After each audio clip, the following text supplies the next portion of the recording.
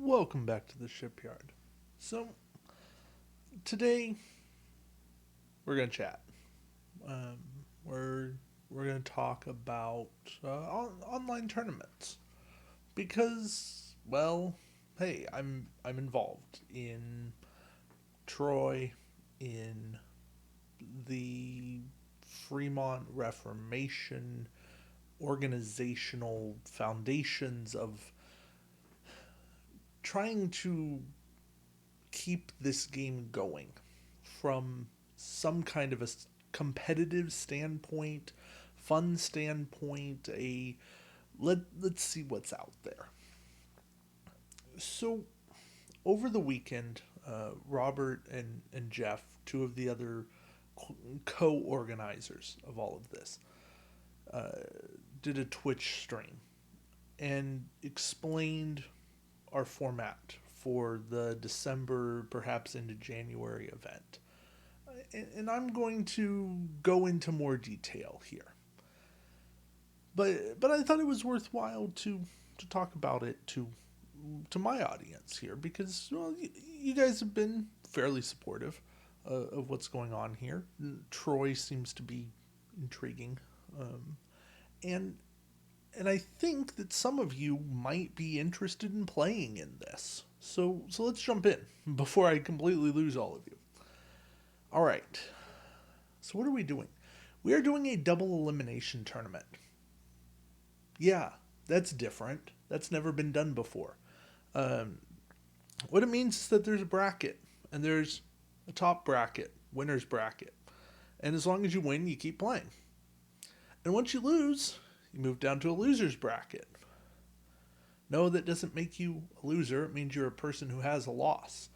And you will play somebody else who has a loss. And at that point, if you lose, you're out. If you win, you keep going. And eventually, you get to a point where there's only one person who doesn't have a loss. They're the top winner. You get to somebody who's gone through losers and eliminated everyone else, and they're the top loser. And then they get to play the top winner, and that will determine the champion because we're not going to play a matchup where if the winner wins, then they win, and if the loser wins, then that resets and creates sudden death because doubling up, well, just feels redundant. Um, and we may change that going forward, but that's what we've got right now. Okay, what else is going on here? 100 points. Why 100 points? Because ships have gotten cheaper. Uh, Other things 50 points per ship or 8 additional points, whichever is greater, meaning you can still run a ship and take it to 56 or whatever.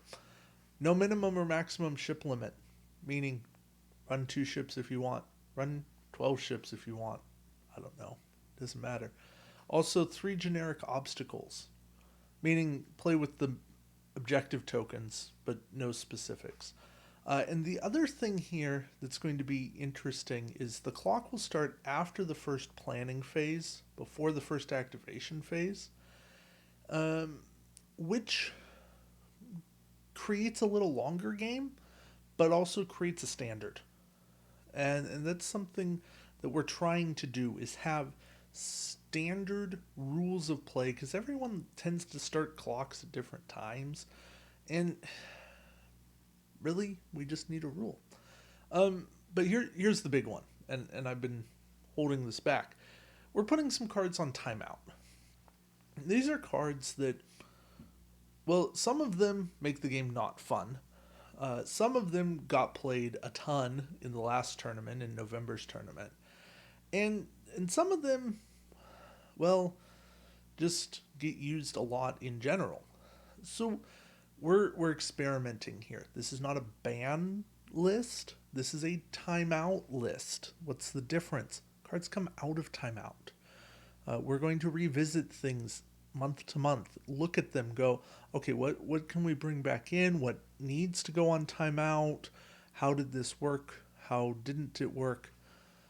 So ships, oversized board cubes, DS9, Tarok Nor, all kinds of fighters. Learns Bird of Prey. Learns Bird of Prey is there for two reasons. One, it's super cheap. Two, it makes captain skill ridiculously easy to get.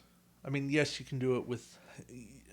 You have to have a second Klingon ship, or sorry, Ferengi ship, but you just run another Brel, and it's just silly.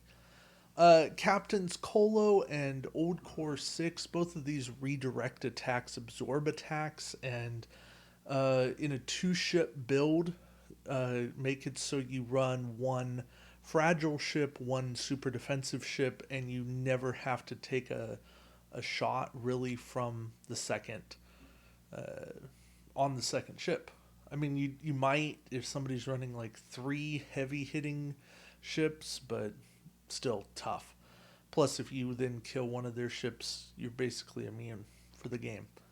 Lots of talents, lure, faked messages, a lot of attack cancel stuff, Blood Oath, because Blood Oath is, well, weird.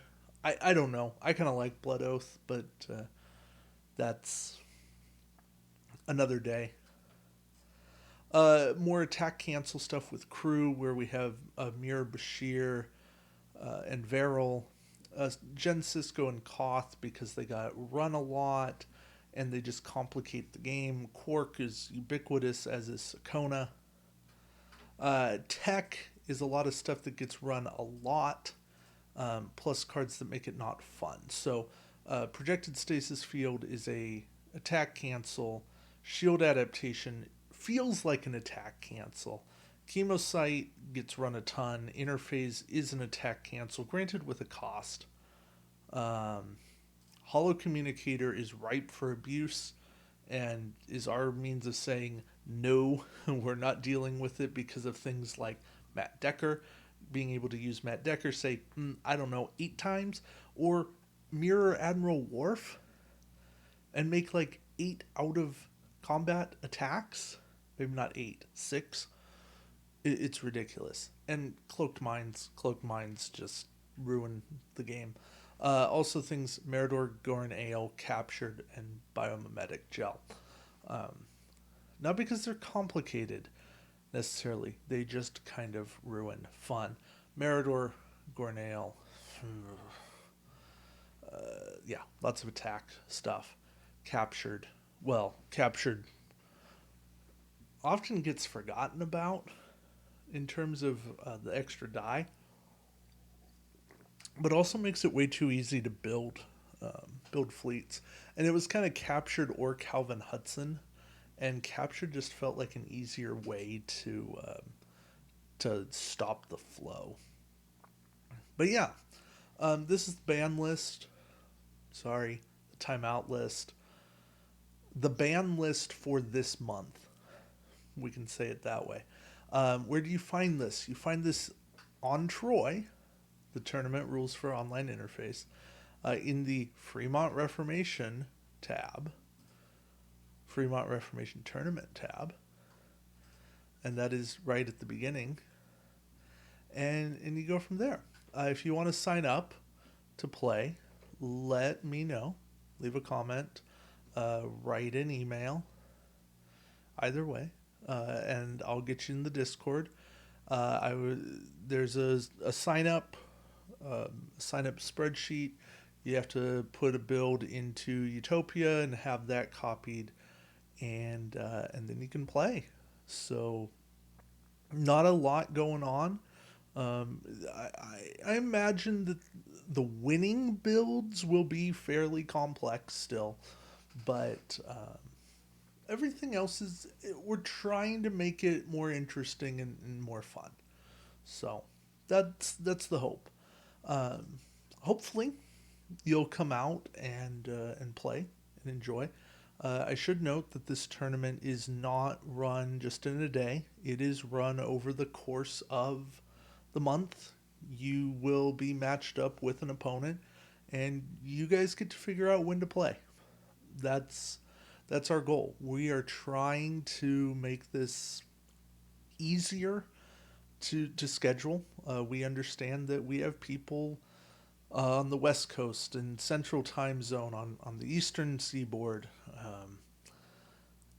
in Europe, in who knows, maybe even in Australia. And with all those time zones and different work schedules, we want people to understand that, you know what, scheduling might take a few days to figure things out, but we'll make it happen. So yeah, um, looking forward to seeing more of you come out and play. That is always the hope. And yeah, really, please do play. Even if you're rusty, even if you don't understand everything about Tabletop Simulator, one of us will be happy to help you out. Play a game with you beforehand, play, um, at least be on a call with you while you figure out controls, and we can make that happen.